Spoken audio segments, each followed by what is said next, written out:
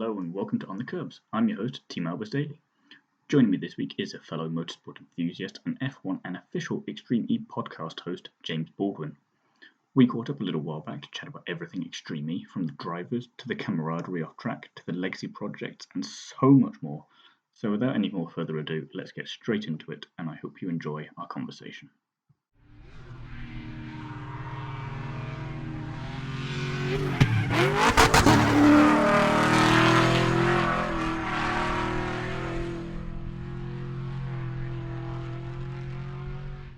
Hi James, thanks for being here today. First of all, how are you?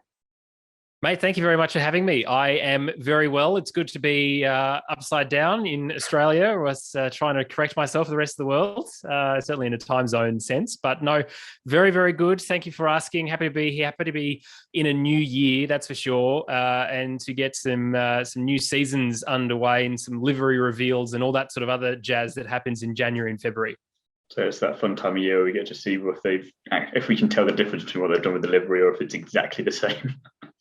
Well, I'm about to say, I think Red Bull, it's exactly the same, and everyone else, maybe it's the slight differences. And why not? I mean, when it's good, why change it? Exactly. If it ain't broke, don't fix it. But yeah, going back slightly then, a question I always ask everyone who I chat to on here: what first got you into motorsport? Great question. Look, motorsport has been in my blood for a long time. It's really, my dad has a lot to be blamed for, I suppose, in that space. It's interesting growing up in Australia, though, from the rest of the world, because the only real motorsports that we get down here, especially when I grew up, so I was born in 1989, so I was really in that sort of peak Peter Brock era, Mark Skaife era as well, of those sort of fan-based drivers that we would follow as youngsters. And in Australia, with the V8 supercars, it really was Holden, which is Opel or GMC or Vauxhall, versus Ford. Unfortunately, that no longer exists anymore because no cars are actually made here. But that was really the sort of the starting point for me. But for Formula One was really the big thing. Now, I didn't live in Melbourne. It wasn't one of those things where I could hear the cars screaming around the track from a distance from my house. It was purely just watching highlights on free-to-air television back in the day. Those are the days so the cars were loud back then, but not quite that loud. Yes, exactly right. Yes, couldn't hear them in between cities. But that was the main thing. And for me personally, although motorsport was really exciting, I never got an opportunity to go driving or do any of that sort of stuff. And as they say, those who can't do talk about it. And so we're here. Yeah, well, there you go. That's the podcasting rule 101. Can you be a driver? No, well, then you should start a podcast. Absolutely. But for me, in terms of getting into talking about motorsport, it was, again, Formula One. And down in Australia, a couple of years ago, and this is before Drive to Survive, at the end of 2018, I decided to start what is now Lakeside Drive F1 podcast. And it launched at the same time as Drive to Survive. And because Australia and the US are very similar sort of demographics in terms of how they appreciate motorsport, we found this really big audience waiting for us, both in the United States and here in Australia. So it started with a love of Formula One. Yes, absolutely right. And it's continued with Formula One, absolutely. But the great thing, I suppose, is getting back into watching sport at all times of the day. And let's be honest, being an Australian and watching Formula One live is horrific at the best of times, especially when a red flag seems to come out. Fan or not. Oh, yes. Well, certainly Romain Grosjean's big crash in Bahrain last year. That was... Yes, look, let's be honest. I wasn't best pleased when Lance Stroll flipped upside down again, causing another red flag. It's like, guys, come on, we've been here long enough, surely. But anyway, you got to really commit to it, absolutely. So for that, it was really interesting for me because that opened other doors to watching other different motorsports. And of course, as we'll get to, Extreme E was one of those, but it was one of those only because of Zach Brown promoting it through his Instagram. That was what caught my attention to it. Nice. It's going to say with McLaren getting into next year, it's great to see that, like as you say, it's kind of like the ultimate crossover of motorsport with all the different drivers involved. So it's great to see the main guy in McLaren promoting this brand new sport, essentially. You know just how many eyeballs are going to go onto it then. Yeah, and I think, I mean, honestly, from the beginning, clearly it was Andretti United, with United Autosports being his main concern in that respect, with Timmy Hansen and Katie Munnings. But I think seeing what he's doing with McLaren is incredibly impressive, of course. Looking at IndyCar for this year as well as Extreme E and Formula One. It's going to be very interesting to see just how McLaren racing changes going through the years. And certainly from a Formula One point of view, the lineup of Daniel Ricciardo and Lando Norris is exceptionally a strong one, regardless. And look, I was out of the way, Australian. Yes, Daniel won the bloody race, so it's fine. Everything's fine. Don't worry about it. Going into 2022, this is the really big opportunity, I think, that McLaren have to really take those big leaps forward. And considering what they were in 2018 to Formula One, of course, but now this leadership, this understanding they've got is great. And you're right. It is a big melting pot, as we say on the Off Track podcast, of amazing talent. You've got people from bikes, Leia Sands, who's driven a car just in Dakar this year, was on a motorcycle before Carlos Sainz got her into his team. You've got Sarah Price, who also started on bikes, of course, and now doing amazing things in cars. Ollie Bennett, who started in motocross and now is driving rallycross and nitro rallycross as well as Extreme E. It is this amazing place. And we were just saying before we started recording that being in Dorset was incredibly interesting. I'm not sure if you got to the catering tent at all, but at one point I was sitting at the catering tent and had Carlos Sainz, sitting two tables that way. I had Sebastian Loeb sitting over there. There was Molly and Johan behind me. And I think that the greatest thing about Extreme E is just that camaraderie. And yes, it's a massive melting pot, but because there's only 5 events, there's not that ability to get really that involved in terms of big drama. I think the only big drama that we saw was in Sardinia in the Island X Prix with Timmy Hansen collecting the X44 car, which had contact with the Segi TV Jeep Ganassi car. So, I mean, that was not necessarily anyone's fault. I mean, Timmy obviously wasn't at fault. Kind of thing in a way. Yeah, absolutely right. Yeah, absolutely. So, and that was the biggest point of contention for the whole season for the rest of the time. And as you saw as well, everyone's just so bloody lovely. And it's such a nice, different, it's a different environment, I suppose, in that respect. And I think that's great. So, yes, we've got all these big names like Zach Brown, of course, Lewis Hamilton and Nico Rosberg and Jenson Button sharing content and bringing awareness, of course, to Extreme E.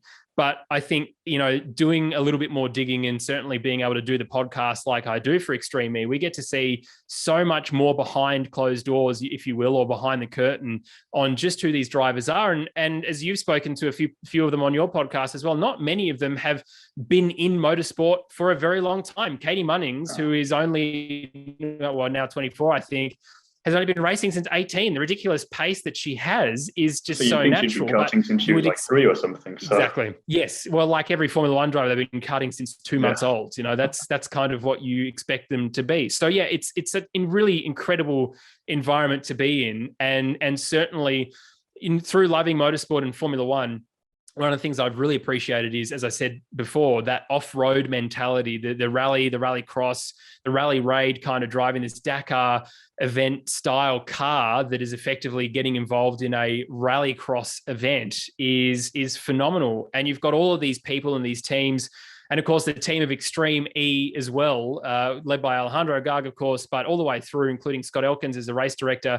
All these guys are there because they're doing it for a purpose. And I think this is the biggest thing, that Extreme E is so different. And it probably doesn't come across as well on camera as they'd like it to, but everyone is there for a reason. Yes, of course, a championship is important, but they're having a great time and they're bringing awareness to all these significant issues. And I think the gender equality issue for me especially has been highlighted so well this year, to a point where, Molly Taylor, who is an incredible Australian rally driver in her own right, and we spoke to her on the podcast, really struggled to get sponsorship for a very long time, was hustling very hard to get all these things, drove in Dakar for Can-Am, and which is an incredible feat for her to be able to break into that space. And not that she needed to break into it, because she certainly has the talent, but this is something that Extreme E has given a platform for now in that respect. And, I think there's just so much more to it too, which is why, for me, it's a motorsport. It's great. I wish there was more events rather than just 5, because the racing is phenomenal. Yeah. But everything that's going on behind closed doors that we're trying to highlight on the podcast is just so amazing to me. Yeah, I mean, it's like you said, the gender equality kind of side of it. normally you could handle that in so many ways that it feels forced or something, but it's just like, no, this is just how we're doing it. And it just felt very natural and organic, and that's just how it should be. And all of the female drivers on the grid this year proved at least one point or another over the season that they all deserve to be there. And I mean, like you say, Molly Taylor's just waiting for that opportunity that she wasn't getting for whatever reason, and now probably got people lining up around the block to try and sponsor her or to give her a drive somewhere. And it's just great to see that, and as well the progress that some of the women made over the course of the season. Because again, Extreme E's not quite like anything else they've done before, even if they've got some off-road experience. And just say like Ellen Kotlinski, the progress there, for example, was just tremendous. And then you saw what she was. You'd think she'd been doing it for years when she was racing in the final round.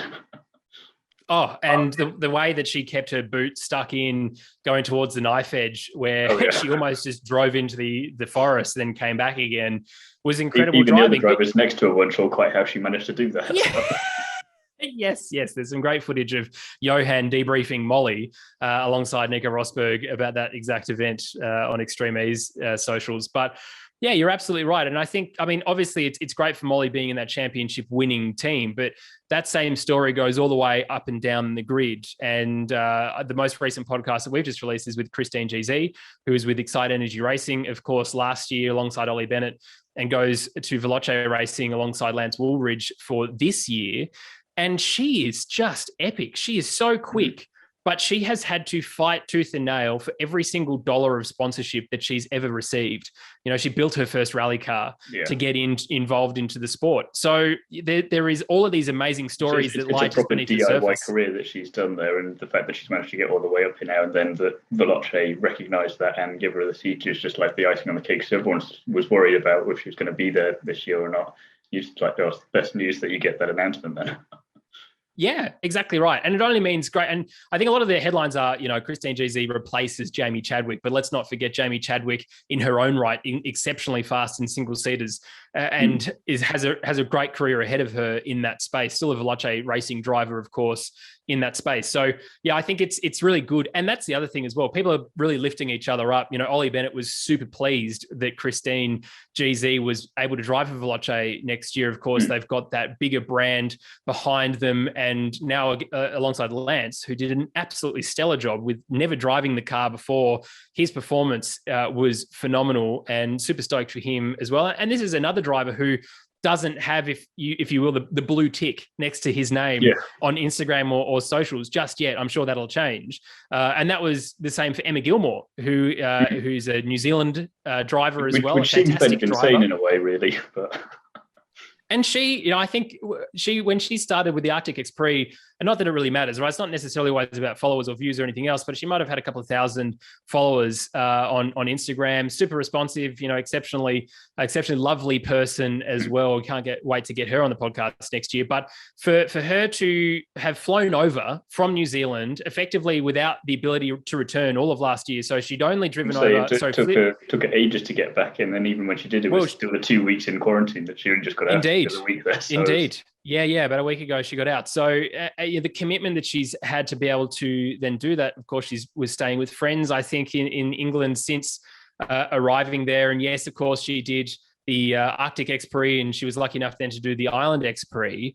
But for her then to have, again, like Lance, really just stepped in the car, gone very quickly, got around the team, understood exactly how to drive the car from the first moments in the car, she's then absolutely deserved this McLaren drive. And as she said, you know, many times in the last couple of months, never at the beginning of 2021 did I ever consider that I would be racing for McLaren, let alone, you know, Extreme E full time. I mean, that could have potentially been a possibility for her, absolutely. But to be the first female driver for McLaren, and of course, McLaren being a brand started by a New Zealand guy, having a New Zealand first female driver, I think is just absolutely phenomenal. And again, just adds to this story element of Extreme E, doesn't it? There's just all these layers to what this motorsport is that is just so interesting to talk about and to watch. And of course, as we said, lucky enough to be there as well as part of that media crew.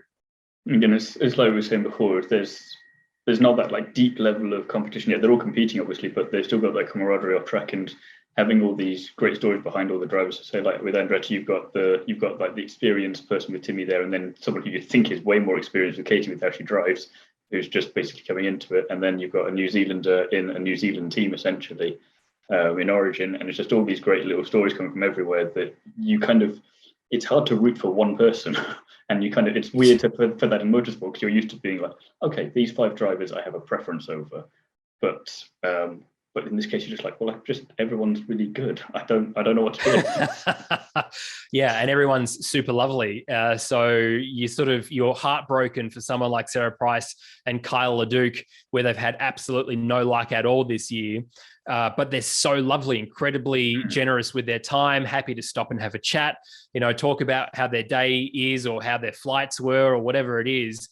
And when they get in the car, I think when they're not performing, not because of anything to do with their inability, the whole paddock, the whole service park, then just really their heart aches. So you just hear a collective groan throughout the paddock. It's like, no, absolutely. And from other teams as well, Katie Munnings, I know, absolutely massive supporter of Sarah Price and vice versa. They were consoling each other in terms of coming into the pit garages and saying, I'm sorry for that, or like, it's, no, don't be like, you did a great job, well done, congratulations on getting through. Like, the kind of thing you'd normally expect if she'd taken her off track or something and it'd been her fault. Yeah, exactly. So I think, that's the best thing, this camaraderie. And again, it might not necessarily come through the broadcast necessarily as well as they were hoping. And certainly being able to do this podcast and pitch it, of course, after the first race, in the desert, of course, to try, and then we had Molly Taylor as our first guest, and Michael Laminato, my co-host, and I were able to go to Molly's house to record that. She was in Australia just before the Ocean Expo in Senegal, so that made a big difference, of course, to that as well. And even she was saying, this is such a different kind of sport. It's a totally different feel in the paddock, and how people interact with each other is just nothing like I've ever experienced before. So to get there and physically see that, of course, in December with the Jurassic Expo, but of course, experiencing it and talking to the commentators, talking to people on the ground, and someone like Timo Scheider, who I have a great relationship, been able to talk to through any kind of area, what's going on. I'll be messaging him going, what's going on here, or what's happened, or you've had to change the track. Why has that happened? All the way through the podcast, being able to meet all these people and all of them stay in touch has been superb. Really, it has. And I think the biggest thing for Extreme, and I know a lot of people, especially for that Formula One fan base, and there's been some who listen to Lakeside Drive who've joined across, and for Michael, for Box of Neutrals or F1 Strategy Report, have followed him across as well into that. Of course, it's more about the stories behind the scenes. We do some race previews and post-race episodes as well to break some stuff down for everyone as well, and what we think is happening. But because there's been, the broadcast is very much, it's pre-recorded up into a point, and then there's some live action, there's some not, and it's very confusing as to how that sort of sits with a lot of people, and that's fair enough too. It was confusing for me the first time around, and I definitely think they're addressing that in the next couple of weeks before the start of season 2. Like teething problems, so they get it sorted out for the second season then. Exactly, and that was going to be my point. I think a lot of people were very ready to judge from the first race, from that first broadcast. I know the numbers were phenomenally high, which is great, of course. And the reason why we're going racing is a lot bigger, isn't it, than just that championship point. So from my point of view, I just really encourage people to, if they've watched it once and really just not understood it or had a hard time, I really encourage people to start watching again. And the best place to start, honestly, is that semi-final, because semi-final 1 and semi-final 2 set what will then be race and the crazy race, that element there as well at the back, for 5 cars then to go into the final, which is just a ridiculous number of cars when you think about it. They're that big. It'll be fun seeing 5 in Saudi this time round after we only had 3 last time. We thought that was interesting enough the last time round. So yes, let's hope there's not so much dust. But for people who are watching, and certainly for McLaren, we spoke about McLaren as well. We know that McLaren drives amazing content. They've got great fans all over the world through certainly their Formula One space. So there will be, I think, a lot of fans in that McLaren space who will be joining Extreme E for the first time in Saudi. To be able to watch that and to understand those bigger issues is going to be really important. But for me, I love doing the podcast, and that's the thing, right? I'm not a journalist per se. I am a fan first. That love of motorsport absolutely drives what I do. Yes, I do podcasts now professionally. This is just something that started as a hobby for me with Lakeside Drive, and now has turned into this, and hopefully a couple of other things this year as well in that professional space, which will be fantastic to do. But from a pure fan point of view, the racing's phenomenal. It really just is. And as you said, those teething issues, yep, they've been sorted out up until a point now. The final is incredibly interesting to watch. They understand the switch zone, that 45 seconds, whilst it might seem like an eternity, standing there watching it live in the Jurassic X Pre, it's almost not long enough. So it doesn't feel like 45 seconds then. It doesn't. No, absolutely right. And you have, events like Sebastian Loeb pushing Lance Wooldridge in the X44 and the Velocity are literally pushing him out of the way in the contact in the pit zone, which is just ridiculous, but fantastic. I mean, it's King Seb. He can kind of get away with whatever he wants to in that sort of space, can't he? But yeah, to watch that, and also, I mean, this is a self-plug to a point, but to listen to these podcasts, because I am still a fan of the sport and these people in talking to them. Like you so want to learn the story. The ultimate fan experience in a way, which is just like I was saying before, like you're saying how like surreal it is to be going to Molly Taylor's house to physically interview her. But at the same time, she's probably thinking a bit of the same, because she's been trying to get into this kind of area for ages. So it's kind of this weird balance. It's funny, isn't it? You're both not sure what's going on, but you're both enjoying it and getting the fan perspective from it. Yeah, and having three Australians in a room, I mean, we can just sort of talk about anything. That's the best part, that we just all sort of go, g'day. So there was more left to the conversation in that podcast, I think.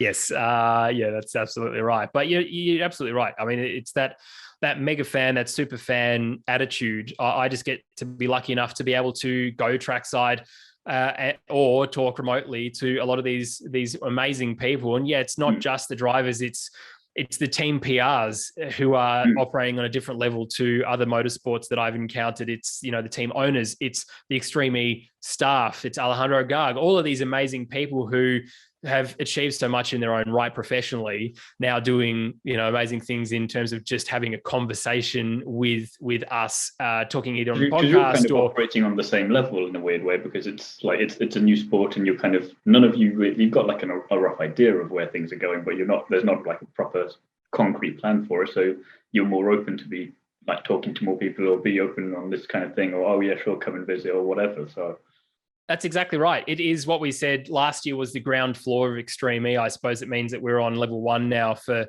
2022. But whatever is built as a result of what's happened last year, it's been great to have an understanding of what exactly will happen as a result of those conversations this year, being able to have those conversations myself and ask questions about the broadcast, for example, or qualifying, or talking about different racing things with Scott Elkins. I mean, here's the guy who was the deputy race director in the infamous Grand Prix, the Abu Dhabi Grand Prix, who the following weekend flies to the UK to do Extreme E.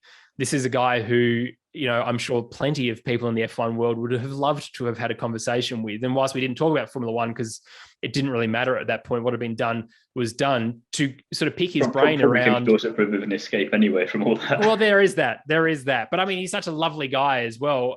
And again, we interviewed him for the podcast.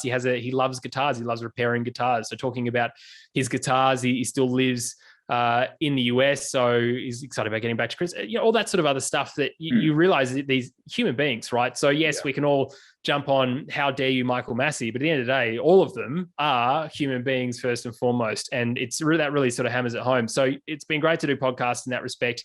Yes, it's that ground level. It's been great to be a fan as well as being part of the sport, because you sort of get that ability to have both sides. I get to talk to the drivers in a professional sense, and then sit back and watch the race as a fan and have my personal favorites, which is Segi TV Chip Ganassi, because I just couldn't help myself but to shout with joy every time something positive happened, and moan loudly and then get crushed immediately about 5 minutes later. With everyone else who was standing around me, to be honest, including whoever team was around me too. But no, it's really great to be able to do that. And I suppose from my point of view too, it is, I am just the same as everyone else, right? Everyone that watches Formula One or does Formula One or participates in our community, in our Lakeside Drive F1 community, we've got Discord, we've got all these other things going on. Like I'm sure Drive Tribe has a similar thing as well. At the end of the day, we're all fans, whether you're David Croft, if you're Daniel Ricciardo, or you're you or I, that's where it starts and stops. So to be able to do that and share those stories and find out those stories. And that's the other thing from an interview point of view, and you get this as well. Yes, you can do a typical interview. I pitched that we wouldn't do typical interviews, we would do Australian style interviews. I'm not still sure what that means just yet, but it seems to be working pretty well, where we get to just hang out. And one of the things that I always wanted this episode or this podcast series to be was it would almost sound like you were sitting next to a table of us sitting in a pub, and the three of us having a conversation with Sebastian Loeb, and you're just having a casual chat exactly over lunch, you know. So, and that's exactly right, and that's what it ends up being, which I think is great. So at the end of the day, if you're listening, if you're watching, and you want to start a podcast or you want to get involved in motorsport, there is absolutely nothing wrong with being a fan first and foremost. In fact, I think your experience is only better as a result for doing that, as you would well and truly know as well. To really experience the highs and lows with the drivers, with the sport, with the team, and understand what the sport's trying to do as well, be it Formula One at one level or Extreme E on the very new motorsport level too. And of course, this electrification of motorsport is happening, whether we like it or not, whether we miss the sound of V10s in F1 cars and they need to be brought back. You know, the fact that Rallycross, for example, this year is all electric is an incredible sign as to where this is going. And yeah, you lose the sound of the engine, but you gain the sound of so many other things. And even Christine GZ was saying, you know, I can hear the dampers, I can hear everything else, suspension working, steering arms, everything else. So when she's saying these things, you're like, it makes sense, but it doesn't at the same time. She's just like, how are you? Yeah, your ears must be so finely tuned. Exactly right. But then, you know, they're driving on that listening. You know, I know Timmy Hansen listens to the car and he drives listening to the car rather than necessarily feeling like you would in that internal combustion sense. So yes, it's different. Is it any better? Not really. It's not. None is better in my mind. They're both motorsport, right? It's just another thing for us to get excited about and to have a chat. Yeah, absolutely. And there's still amazing competition. And the drivers are great. The commentators are great. You know, there's all this stuff that's now built out of that first year, isn't it, of Extreme E, that means season 2 is going to be even bigger and better. We've got more storylines going on. We haven't had all the teams confirmed yet for this year in terms of their lineups. I'm sure that will come out. Well, it will have to come out certainly within the next month. It's the 18th of February, I believe. So there's less than 30 days for them to sort that out.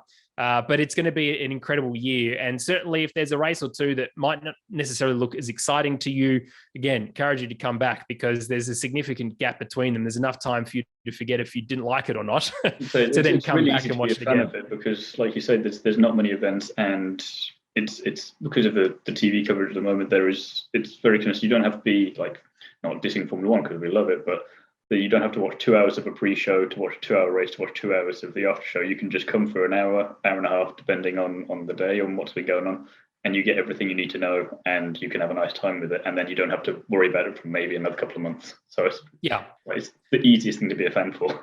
Yeah, you're exactly right. And you can be a casual fan of Extreme E. There is absolutely that line too. And of course, I mean, the environment side, the sustainability side is a big thing as well. And for someone who, for me, obviously it wasn't top of mind. It wasn't front of mind, a lot of this stuff. But now, after talking to some of the incredible science team that Extreme E is involved with last year, and you start seeing these massive impacts, it is overwhelming, isn't it, to see these massive impacts going on, and then trying to figure out what you can do yourself at home. We've been able to chat to a lot of these guys, including the drivers, and get some of their tips of what they've started doing differently at home. So, and that's the great thing about it as well, that the drivers are so happily getting involved and probably getting stuck in. Exactly. Like I was talking to Richard Washington in Dorset, and I was just saying about how easy was it to get them into it in the first place.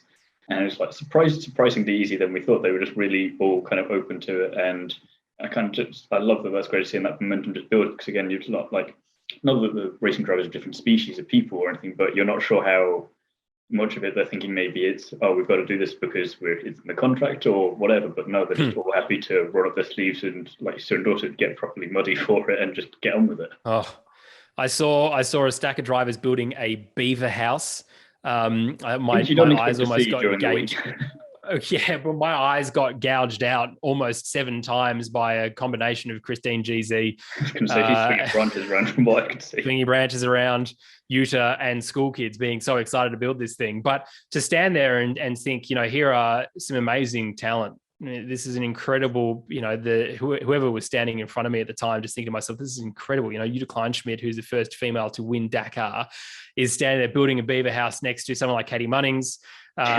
We had, and I'm standing with myself for a second to make sure that I'm seeing. Yeah, exactly. And Christine GZ, who'd never worn gumboots or wellies before, standing in the water in them going, geez, wow, they are actually waterproof. Like little things like that, which is just absolutely ridiculous, like hilarious, but ridiculous. But that's sort of the nicer side of this sustainability, this diversity element, to try and figure out, well, how do we tell traditional motorsport fans that this is a real thing and show them that it's okay to not necessarily be all in on it, but to start making little changes that will help overall. And I think that's been the best thing so far for this season. Yes, there's been the big element of it, of course, and I think the Arctic X-Prix was probably the biggest wow for everyone in terms of just how much that ice is melting and how much of that glacier doesn't exist anymore. Yeah. But for us as the casual fan, or for someone like me who's sitting in Australia on a couch watching it, I mean, whilst ice isn't necessarily as important, we've had massive bushfires here in the last couple of years that have, devastated different regions. So there is certainly a lot more to it. And lots of these drivers as well have said to me on the podcast, in a pure business sense, when it comes to electric racing, hardly anyone is sponsoring internal combustion anymore. You've got brands like Volvo who aren't even making internal combustion anymore. So if you're going to come as a young driver and trying to get sponsorship in that space, regardless of gender, you're going to have an incredibly hard time. Conversely, if you're in an electric vehicle or you're racing in rallycross or now for Extreme E or Moto E or Formula E, you're going to have a much easier time because it's going to suit the brand's awareness. And I mean, it's bigger than just that, but from a pure baseline level, from a driver's point of view, I thought that was exceptionally interesting because I think, as you said, are we just doing this because it's in the contract? It's such a hard thing to get these days, especially for young drivers coming up. I mean, you see it in Formula 2 and Formula 3, for example, if they have to leave halfway through a season because they can't get funding, and it's just kind of... Yeah. It's ridiculous in some ways because you see like there's so much potential over here, but it's maybe just not fully realised yet, and it's just trying to get that. It's that switch, essentially, like it is with the engines. It's just trying to move over there and see that, it's all there for you. It's just you need to get on board. And I think, this is the generation that will really change. We're not going to have, for you or I, certainly for me growing up, it was, fast McLarens, like the McLaren F1 in the late 90s, that kind of amazing internal combustion. We're going to have kids growing up now who are seeing Teslas and others, these electric vehicles that are mega. So, their long-term view of trying to buy the car of their dreams won't be that Lambo, it won't be that Ferrari or old McLaren. It's going to be something like that. So I think we're in this generational shift now anyway of it's going to become the norm in 15, 20 years time when these guys and girls are in that ability to drive single seaters or to drive rally cars, to look for sponsorship in between sort of 16 to 25 years old. And that's not far away. So I think it's just another step in the right direction from the Extreme E point of view. But again, it just sort of highlights to me that there's no reason to go, oh, it's not real racing, or, oh, you only should drive something with petrol in it, guys. It's ridiculous, because you're wrong.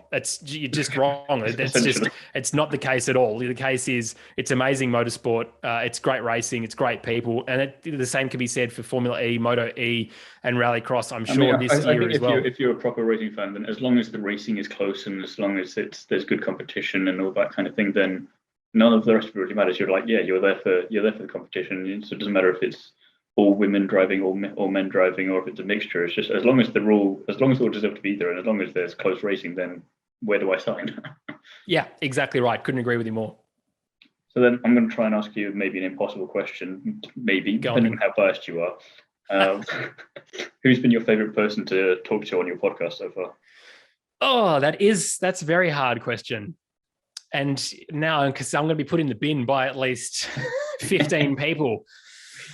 Look, I mean, they've all got such amazing stories. This is the problem. Watching him being diplomatic already.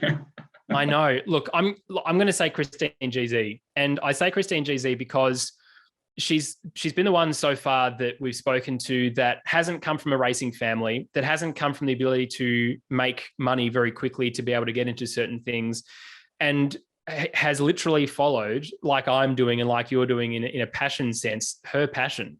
She saw a Corolla rally car driving around her hometown, flagged it down, basically almost got run over to say, what is this? And can I sit in it? Sat in it, and that started which this again, whole trajectory. If you've ever spoken to her, it makes perfect sense. That's what exactly yes. you would do. So. Oh, yes. She's an incredible person to interview, that's for sure. I mean, you just ask one question, you can sit back for the next hour. But and I think we said, that was an hour interview. That's part one of probably what will be a 10-part series with GZ. That's its own podcast.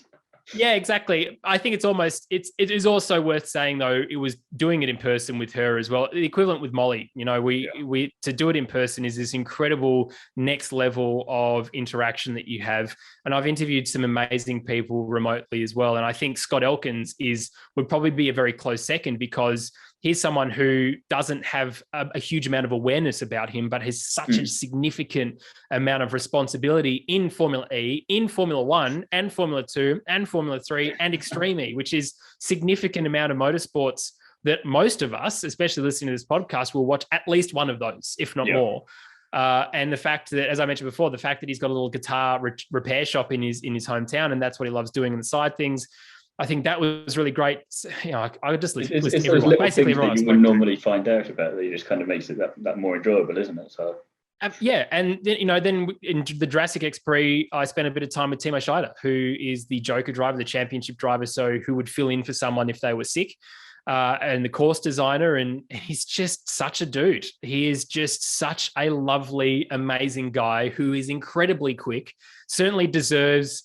I'm not sure exactly what his plans are this year, but certainly deserves a drive in a car that can deliver him towards the front of the grid, because he's certainly that talented and certainly that capable still, but he's just so intelligent in all these other areas of life as well. So, and that's the thing, when you interview people, you just find out all these little nuggets, as you say, these gold bars of absolute wonder where no one's ever asked that kind of question before, or they've never really been interviewed properly before. And it comes out, you think, wow, I'm so glad that I asked that question. I'm so glad that I get to share that story. To find this out, because it's the best of everything, man. Yeah, absolutely right. And it just it obviously makes a great listening and great podcast content as well. But for me, it just value adds to my relationship with whoever I'm talking to as well. And so when GZ was announced for Veloce, I could be very happy for her. Absolutely, because I know that's just the next step in her ascension to being a world champion. And it's kind of that weird satisfaction of knowing those drivers before they're as big as they should be, even though they should already be there. It's kind of that extra little bit of something you get to kind of. You're not right there alongside them, but you're also kind of alongside them whilst they're doing it. So. Yeah, you're absolutely right. I think that's a big thing for anyone, but also it just means that authenticity that we try and display when we're interviewing really comes across through them, because otherwise the drivers or F1 champions who have been doing this for years and years and years and years and have in their mind what a podcast is like typically, or an interview is like typically, will arrive with a certain amount of hesitation or reservations or walls that, we have to break through in those first 10 to 15 minutes. Whereas someone like Christine GZ, who is just a ball of energy, she's incredible, is just ready to go immediately and, is happy to answer all the questions, be authentic and really in the moment. So it was honestly really great to interview her. And as I said, it's sort of unfortunate because so many others were remote, but, Katie Munnings, fantastic interview. Sarah Price had her golden retrievers walking around her legs as we were chatting to her. And Scott Elkins, when we spoke to him, was at Zandvoort, was sitting in the tower at Zandvoort, ready to go for the Dutch Grand Prix. So there's all these amazing things, mate. And look, as you can probably tell, it's still a fan thing for me. I still get excited being able to talk to these guys and understand their stories and be able to share with them. But, GZ, it's the podcast that is out today as well, but we recorded it in Dorset a couple of weeks ago. And, I think a lot of people, as you said, were a bit sad when we didn't know what was going on with her, or whether she would be driving for Excite or anything else. And to get that little glimpse as to what was coming up for her and then to be happy for her when that came out, I think was just a nice moment, I think, for both Michael and myself. Yeah, definitely. It's just kind of you're in on something before everyone else is as well. So you kind of have that inside trailer. Don't worry, it's going to be fine. The inside scoop. Exactly right. Then again, probably another difficult question. Was there any one specific moment from season 1 of Extreme E that was your absolute favorite? Oh, yeah. I mean, It's not, I mean, no is the answer to that question, because there are just so many. Look, I think in my mind, I think the way that Katie Munnings overtook Molly Taylor in the Arctic X Prix to get that victory was, for me, an incredible moment to see, because as you said previously, this is someone who looks like she's been driving for decades. She hasn't. This is just talent, but also talking to her after that victory, learning about how she got to that point with just how hard she's worked with Timmy Hansen and Kevin Hansen, the Hansen boys, effectively following them around the rallycross circuits, becoming a member of the Hansen family, to understand, to get better with the car and all that sort of other stuff. I think that moment, the pure joy and elation on her face, because she worked incredibly hard for it. And of course, I mean, both of them drove incredibly well. Timmy is an absolute legend, a superstar. He's only missed out on this rallycross world champion on countback. But for her, I think that seeing the joy on her face and then her taking a dip in that, what I can only imagine is a very incredibly cold lake whilst covered in champagne. Rather her than me. Good. No good from my mind. For being an Australian, I went, nope, that is way too cold for my mind to handle. I don't like that. So from that moment, I think that was a great thing. Of course, respecting all of the drivers and their talents, as you say, and very hard to pick them. Going back to earlier, they're also great. It's really difficult to pick one in that. Yeah, it is. I feel like I'm offending everyone else. Well, that's true. But for every other female driver, till that point, Molly Taylor was the benchmark. She was the fastest. Rosberg X Racing was the fastest team. So for that to be done, and I understand there was issues with the car as well, but for that to get done on track for her, I think, for Katie Munnings and for Andretti United, and also Andretti United as a team, the whole team is super lovely. All the mechanics are lovely. Yeah. Rach, their PR, incredibly lovely person as well. I think that was just a really nice moment too. And for Extreme E as a sport too, you don't want X44 and RXR to be on the top step of the podium the entire time. You want that jeopardy that really drives, like we saw here, and even further, if we can, for this next season, to the last race in the last round, like we had with F1 last year. But to have that. And the thing is, all of these teams, because the equipment's the same, the setup's different and the drivers are slightly different, but because the equipment is the same, all of them have the ability to step onto that top step of the podium. It is more reliant on the drivers in that sense. It's very much who can make the best of it, and you kind of saw that in Dorset, where you've got 3 different teams on the podium, and then you've got a 4th different one winning the championship overall. It's kind of exactly what you want in a way. Yeah, exactly right. And sort of to finish that answer off, my least favorite moment of the season was when Sarah Price had damage on the car in the Island X Prix when she was very clearly winning that event. Just to see that, and we know, and Alejandro has even said, reliability is a thing that we need to fix. And they've made changes. They made changes going to the Jurassic X Prix. There'll be changes again to this car to stop that happening, because in that respect, they did nothing wrong, Kyle or Sarah, and absolutely deserved that win. So that was probably the biggest heartache for me for the season. I was saying to Sarah after the race in Dorset, it's like, I don't know what you guys need to do. I think exorcism at this point. I don't just try everything. Yes. Well, let's hope they're back for this year and they get cracking straight away, because that's the thing. As I said, anyone can to step onto that top step. So you might not even see RXR or X44 anywhere near the front of the grid. It might be JBXE and Andretti United. It might be Veloce. It might be McLaren. Who knows? And that's, again, it's that great thing of this sport. We don't know about it. So it exactly could right. be anyone's game. Exactly right. And that's why it's another reason to love it. So then Molly Taylor's obviously an Aussie driver. She's been absolutely great on that. Would you want to see any other Aussie drivers joining in the future? Either drivers people that we might not know about, or some more experienced people like maybe Mark Webber or someone, try and get him into it. Mark Webber is having way too much fun driving Porsches around and talking absolute nonsense on on the marbles, and anything to do with Channel 4, I think, for him to step into that car.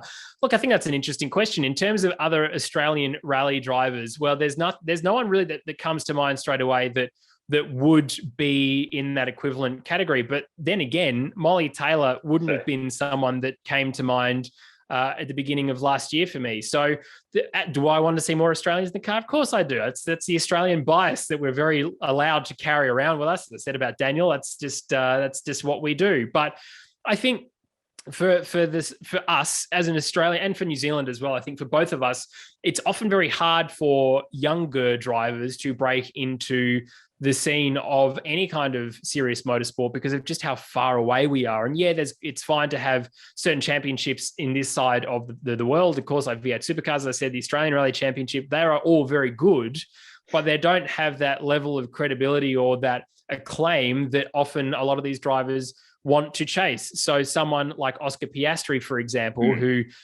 definitely deserves a drive in Formula One this year, who is in a reserve sense, you're talking about someone who's struggling to get sponsorship. Oscar Piastri is that person. Incredible talent. Bloody deserves to be there. Can he pull in massive sponsors? No, for whatever reason that is. But boggles the mind that how does this double champion already at his age not be able, if he can't get it, then bloody hell.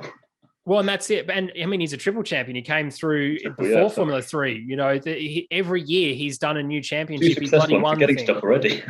Well, that's the thing, you know, and the guy is so young anyway. But there's other people, I suppose, who deserve that opportunity. And Extreme E is now one of those things that will deliver that ability to present new drivers and new those rookie tests that they had, like in Sardinia, to introduce them to the teams, because there's not that level of expectation that is often brought with single seaters, especially less so in that World Rally Championship sense. But for single seaters, it's often very hard. But I mean, we're such a huge country here. You'd think that we'd produce amazing off-road drivers because we have literally every kind of course you could go to. We have snow. I mean, that's probably surprising some people. We do have snow. We got incredible mud, dirt, sand, everything. Everything you can throw at tarmac, of course, as well. So I think it's more about the opportunities that could potentially arise for a lot of these younger drivers down here in Australia and again in New Zealand. And this is just one of those sports that will enable that to happen. So to answer your question, no, I don't have anyone on the top of my head, but I think that's also a brilliant thing as well, because it means whoever then does rise to the top. And often we find in these kinds of motorsport worlds that the cream does rise to the top, is that we'll see some of these people being able to come through into different sports now, like Extreme E, that isn't necessarily that European-based and focused motorsport that we've seen previously.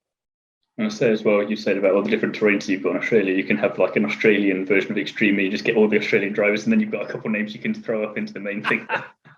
Mate, I'd love to. I've already said to Alejandro, mate, let's get in a race down here. Would save me a very long flight. would suit two of us, three of us, and no one where else. It is, you'll be on the other end of the country and you have an incredibly long drive instead. Well, yes, correct. I mean, it does take, a significant amount of time to fly from one side to the other. A very big country down here. But yeah, I think it's just a great opportunity for anyone. And I encourage any Australian off-road person, whether they're interested in Extreme E or not, just start getting in touch with these teams. I mean, Veloce is one of those teams now that is building a junior driver program. All of these guys will end up doing it. I mean, Nico Rosberg reached out to Molly Taylor, I think, via her website, via an email that landed in her spam email box. So anything can happen. That's the great thing. I'll say a few fun questions to finish off then. Would you rather sit in the passenger seat for a lap around an Extreme E course with Molly Taylor or Carlos Sainz? Oh, Molly Taylor. I kind of knew they was going that way. I was like, I should have changed that one. Yeah. Oh, well, look how long I had to think about it. It's quick fire. It's fine. And then Neighbours or Home and Away? Can I say neither? Because I just don't buy into that. Either of them. I suppose I say Home and Away because I grew up in Sydney. Fair enough. And then last one, do you have any hidden talents? Oh, I mean, I'm a big band singer by trade, so it's probably no bloody surprise to anyone that performing is well within my bounds, and I do love talking and entertaining things. But yes, you could, in any ideal situation, I would go and do some broadcasting at a track and then go and sing in some kind of jazz venue in downtown Soho shortly thereafter. We'll see you hosting the after party after the Australian Grand Prix then, yeah? Oh, geez, yeah, maybe not. Maybe AC/DC wants to come and do that. I'm not sure anyone wants to come and listen to big band jazz after after Daniel Ricciardo's victory at the Australian Grand Prix on his march towards champion this year. We can't rule it out though, and that's the best thing about that. I know. Neither can we really rule it in, but I mean, we'll just we'll cut that bit out. we'll just full send on it, as he would say. We'll lick the stamp and send it down that path. Definitely. Well, it's been an absolute pleasure chatting with you today. I want to thank you for coming on, and looking forward to getting back into the podcast when the new Extreme E season starts in February. Mate, thank you so much. And as I said, it's well worth checking out Extreme E. Wherever you are, you can watch highlights on YouTube. It's a great place to start. And of course, the Extreme E Off Track podcast. I love doing it. And you can probably hear that too. It's been a great pleasure, mate, to talk to you as well. Thank you.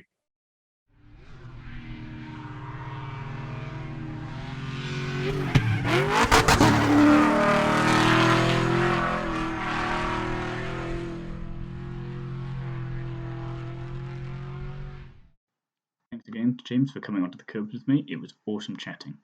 If you want to hear more from James, check out the official Extreme E podcast and his F1 podcast, Lakeside Drive Now. Join me again soon when I'll be chatting to another famous face from the world of motorsport.